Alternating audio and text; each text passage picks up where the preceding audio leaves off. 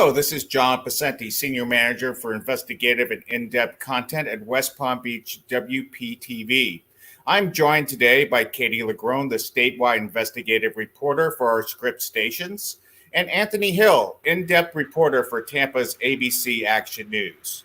We are here to discuss with you the upcoming Scripps special on missing persons. It will run separately on Scripps stations and actually is already available on streaming platforms. Let's take a look. We love her very much. We miss her and we want her to come home. Young, pretty, Brian's stretching, doing some morning yoga. popular on social media. This girl right here. This is what matters. That is it. Gabby Petito's disappearance and death became a national sensation. I've never seen anything like this in my years of doing this work. And drew attention to deeper issues happening in our state. More than 1,500 people are currently missing. When I saw the missing report with her face on it, that Tonya was missing, and that took 5 days for that to even reach out to people. Few get the attention of Gabby Petito.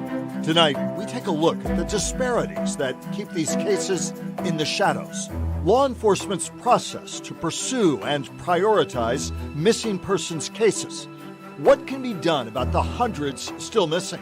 What can law enforcement, the media, and the public do to help find those who simply disappear? This is Missing in Florida, a special presentation.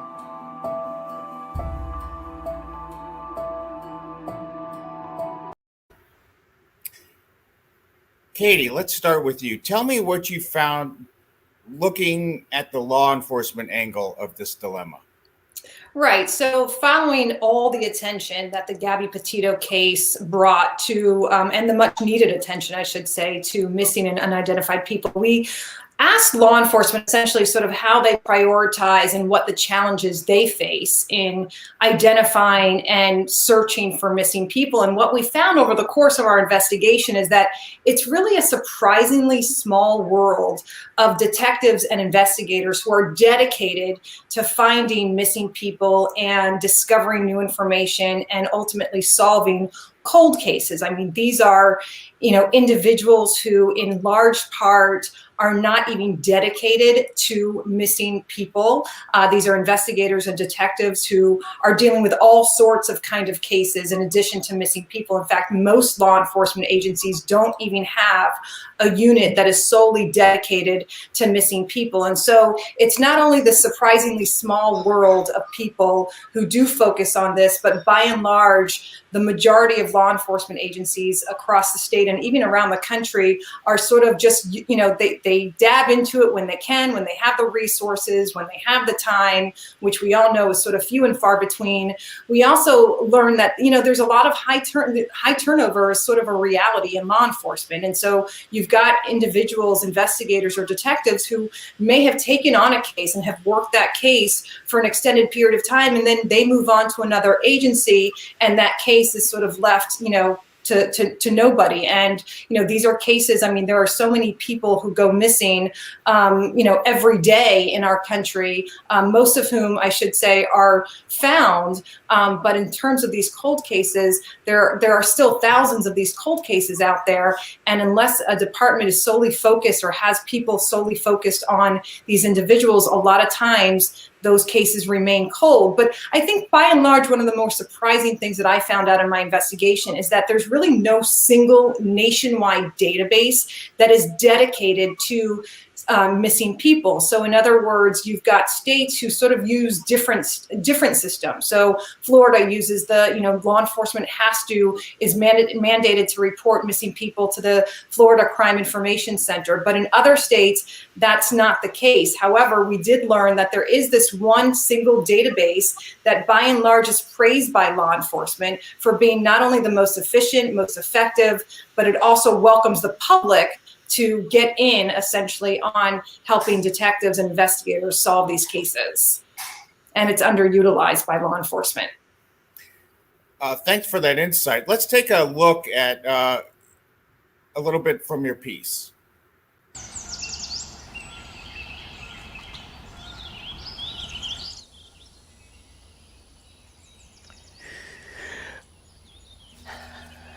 going to be 11 years. October 14th. Yeah. 11 years ago. Yes. That's when Janie Duval del Rosario last heard from her daughter. I am living day by day. Jasenia was 19 years old when she went missing from the boardwalk in Hollywood Beach. According to her mom, she told cousins she was going for ice cream. It's like the earth opened up and swallowed her alive. Jasenia's case has been cold ever since. Her name posted in a number of databases for missing people nationwide, including this one, the National Missing and Unidentified Person System, also known as NamUs. Katie, and I know that Anthony can speak to this as well. I mean, there's no closure for these families. What is the toll that this is taking on them? Yeah, I know in Miss Duval del Rosario, I mean, you saw the tears. It was a difficult interview to do with her because she not only is missing her daughter, but she has no answers. I mean, just think about, losing, a loved one, and sort of a piece of your heart goes missing. And unless, and it's worse when you don't know what happened to them, where they went, if they're coming back, if they're alive. It's gut-wrenching, to say the least. She went out for ice cream and the earth swallowed her whole. Anthony, thanks for joining us. Your excellent piece looked at our role in the media. Tell us a little bit what you found. Well, I mean, I learned a lot, to be honest with you.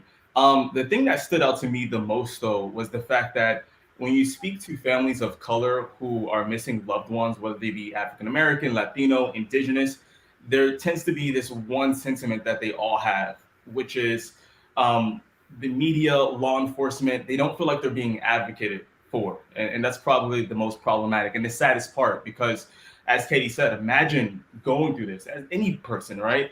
You have a loved one, you don't know where they are. You're not sure if they're safe. You don't know their whereabouts. I mean, that's hard to go through. And on top of that, you feel like the media or law enforcement is not advocating for you.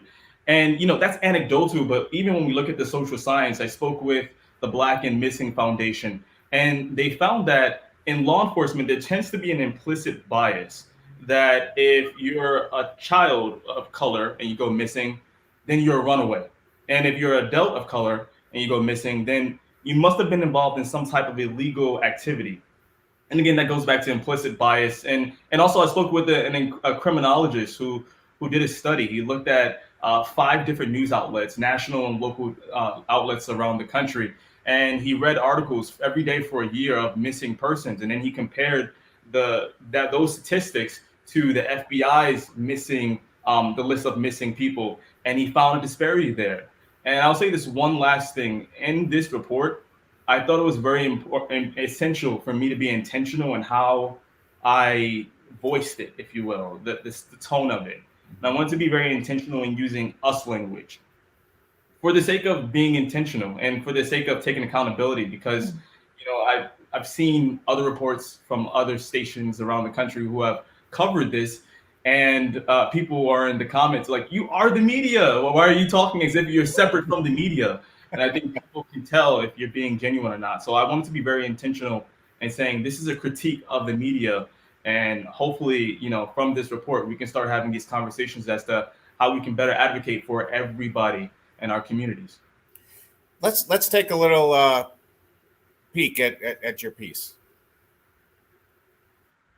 We reported him missing in 2016, and from that day forward, our life was not the same.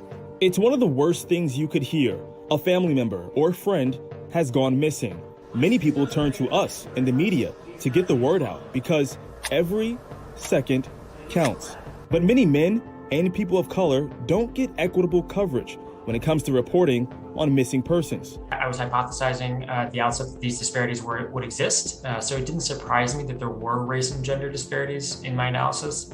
What did surprise me was the extent of them. And we need to change that narrative and show that these are missing humans. And this is not about dishonoring anyone who goes missing. Rather, this is a critique of us and the media and a look at how we can do better by the communities we serve.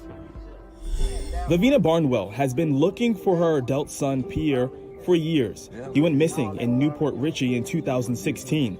This is video of him when he was last seen in Tampa in 2018. Lavina says she would like to see more representation in the media on missing persons of color. I just noticed that you get the media get quiet when you speak on African American, brown complected person. They get quiet, but when it comes to the white color, they speak up. Pierre is among the hundreds of thousands of people that go missing every year. But by December of 2020, the FBI had about 90,000 active missing persons cases. About 40% of those cases are of people of color. However, that number is likely much higher because when you take a closer look, the FBI doesn't differentiate between white Americans and Latinos. And then I also wanted to look at the second stage, which was not just who received news coverage, but also how much news coverage people received. Zach Summers is a criminologist, and in 2016, he published a study where for 1 year, he looked at every article reporting a missing person on CNN, Chicago Tribune, the Atlanta Journal-Constitution, and the Minneapolis Star-Tribune. He then looked at the demographics of who appeared in those stories and compared them to the FBI's list of missing persons. In particular, found that white girls and white women were dramatically overrepresented. He says white women accounted for about a third of the people who went missing, but accounted for about half of all of the articles written about missing persons. And the motivation to keep going are these families that are desperate. They don't know what to do. They're not getting the assistance from law enforcement or the media. Natalie Wilson is the co-founder of the Black and Missing Foundation. It was founded in 2008 to bring attention to missing persons of color by getting the word out to local and national media partners across the country. It's important to note the culpability law enforcement also shares in the disparity of coverage of missing persons of color because law enforcement chooses which cases they prioritize and devote resources to solve. We haven't really been getting any help at all, and Newport Richey don't even answer their phone when I call to find out is there been any updates at all.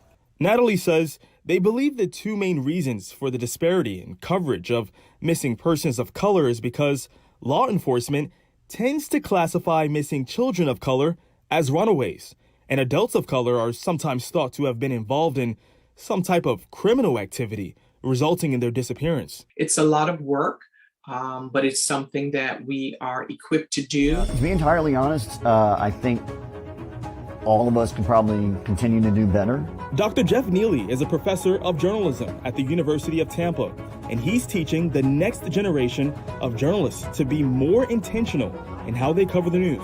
We do talk quite a bit in my classes about the idea that diversity of coverage and diversity of content should not be mere tokenism. He says he teaches his students the importance of getting out and reporting on stories in different communities. Doris Truong is with the Poynter Institute for Media Studies. She says having more diversity in newsrooms is one solution to doing a better job when people of color go missing. But, you might not necessarily have a wide cross-section of representation on your staff. And so then it's important to think about what is not well represented within our staff. How can we still be responsible for thinking about those perspectives? I'm Anthony Hill reporting. A lot of information there. Katie and Anthony, from your own perspectives, how can we in the media fight, not implicit bias, solve this problem in which some people have called missing white woman syndrome? Well, I'll say this though, from some of the experts I've spoken to, it's about not just getting our reports from law enforcement. Obviously, we have to depend on law enforcement. They're very essential in our coverage, our day-to-day coverage.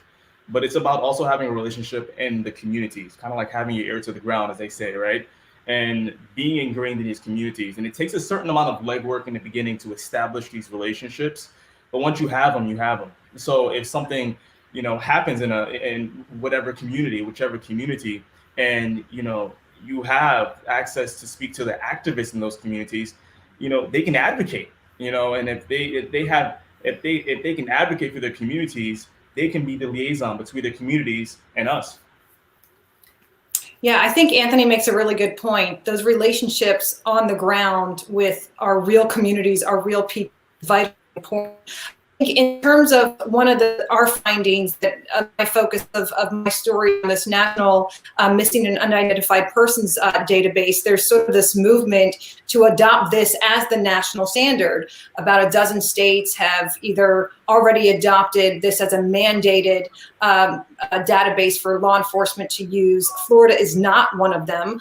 We are in the process, we have contacted different lawmakers about why not take up this issue, why not make using the system and reporting missing people to this database legislation. And one of the huge assets to this database, and it's really the single database that allows this, is that the public can get involved. The public can look at who's been reported missing in any community using the NamUs database. And that's been a huge sort of, that's why people, law enforcement advocates, cold case advocates are advocating that that this database be sort of adopted as the single repository, if you will, for law enforcement. That way we can get in there as journalists, the public can get in there as just, citizens of their community and look at who's missing and find out information about them. I mean, this is a database that includes sort of the who, what, where, when, how of individuals who have gone missing. And so being able to sort of do some of that research on our own and finding those cases, of people who have had, been missing for, an extended period of time, gives us more tools. I think Anthony sort of, giving ourselves the power to determine, coverage of stories that we, that we feel need that kind of coverage versus getting the information from law enforcement. Thanks for everybody who's joined us on this Facebook Live event. Please give us a shout out in the comments where you guys are located. Dovetailing on what you just said, Katie, one of the interesting tools that came out of the Petito case is social media sleuths, which help locate her body. Is that a new tool that we can use, or is that a double-edged sword where rumor and innuendo can kind of get in the way of a police investigation?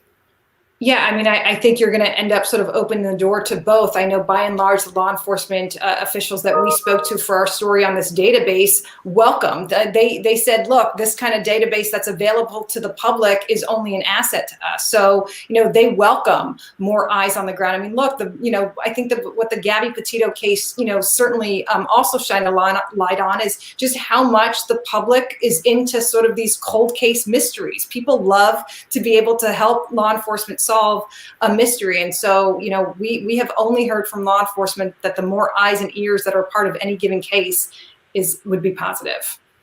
And Anthony, as this special delves into, one missing person does not fall into one category. There are many categories. There are runaways. There are those being, abused through sex trafficking. There's mental illness.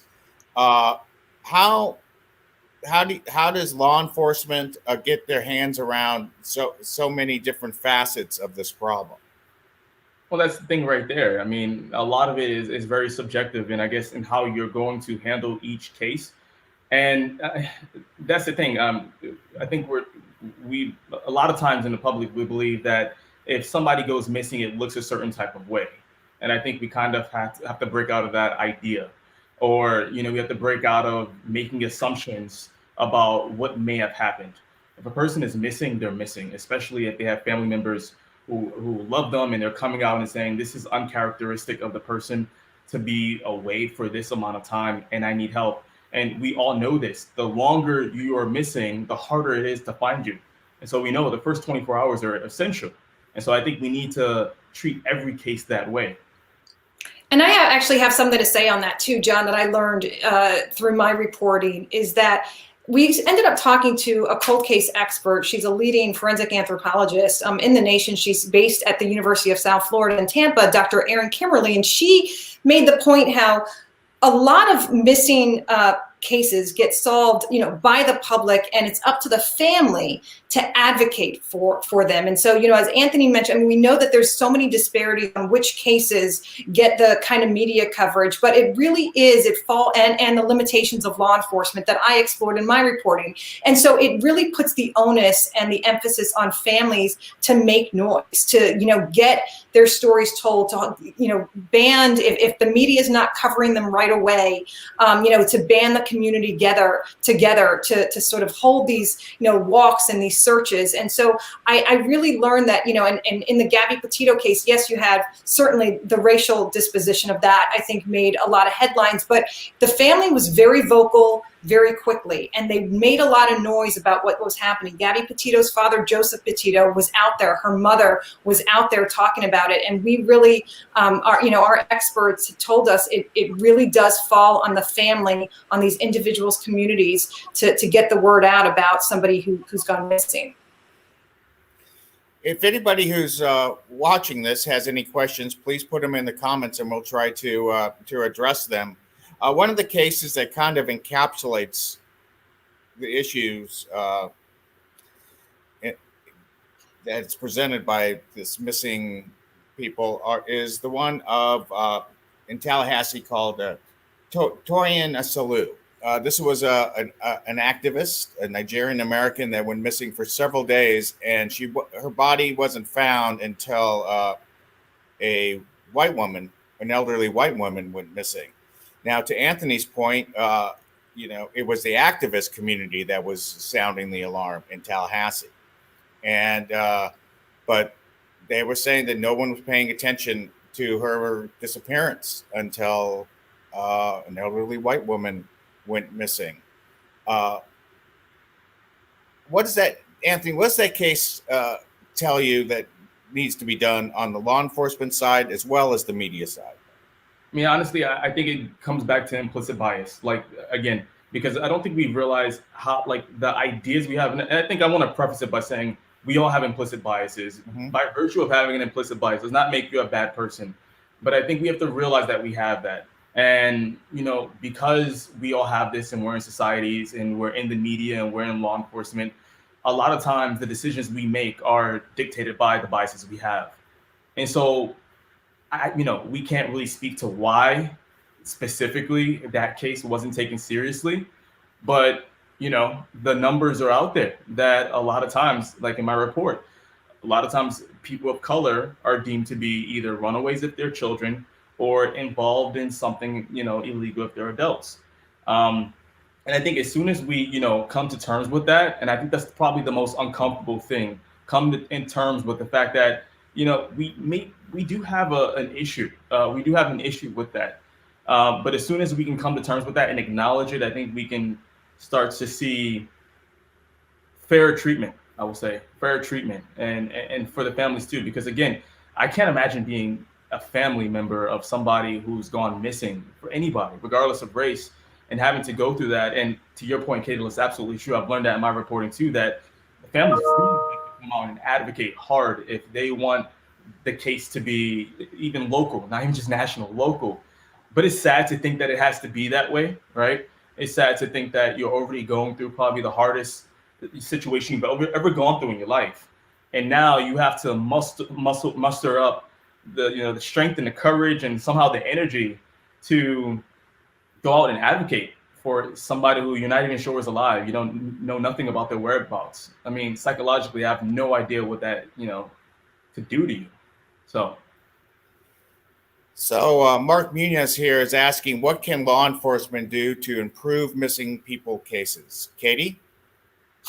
I think hire more people, certainly resources. There are so many limitations that are on law enforcement, from the units that are not dedicated, high turnover rates of investigators and detectives, jurisdictional issues. One of the bigger, another challenge that law enforcement face in trying to solve missing person cases is, the jurisdiction.